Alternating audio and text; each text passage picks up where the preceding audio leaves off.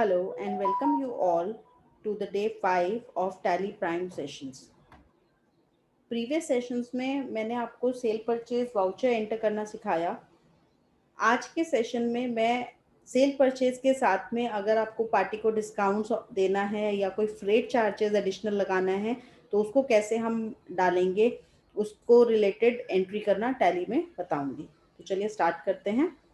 Vouchers में enter किया और परचेज अगर आपको एंटर करना है तो परचेज, अगर सेल्स की एंट्री करनी है तो सेल्स।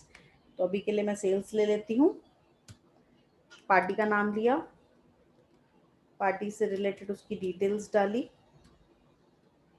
सेल्स लेजर है तो सेल्स लिया, आइटम हमें जो भी सेल आउट करना है वो आइटम लिया,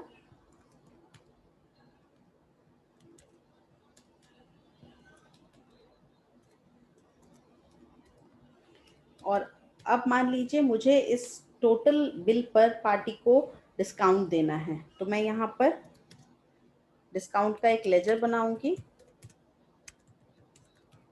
अंडर इनडायरेक्ट एक्सपेंस। और अभी के लिए मैं इस पर जीएसटी का कोई ट्रीटमेंट नहीं कर रही हूँ तो इसलिए जीएसटी नॉट एप्लीकेबल।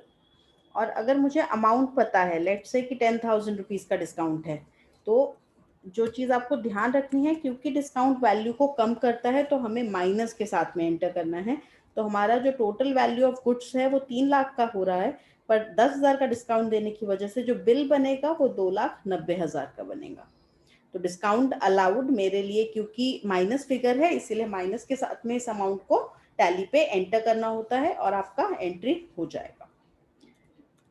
आप डिस्काउंट के साथ में हो सकता है आपको पार्टी के ऊपर फ्रेट भी लगाना हो माल की डिलीवरी के लिए, तो फ्रेट को मैं इनडायरेक्ट इनकम में बनाऊंगी।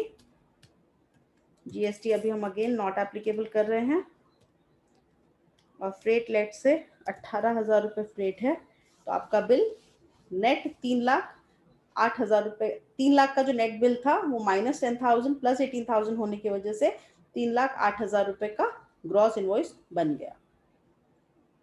इसी तरीके से आप किसी भी नाम से कोई भी चीज़ सेल हो या परचेज वाउचर हो उसमें बहुत इजीली एंटर कर सकते हैं। बस आपको जो केयरफुली ध्यान रखना है वो है कि फिगर माइनस में है या प्लस में है। वो आपका बिल में ऐड होना है तो प्लस में जाएगी, अगर बिल से माइनस होनी है तो माइनस में जाएगी।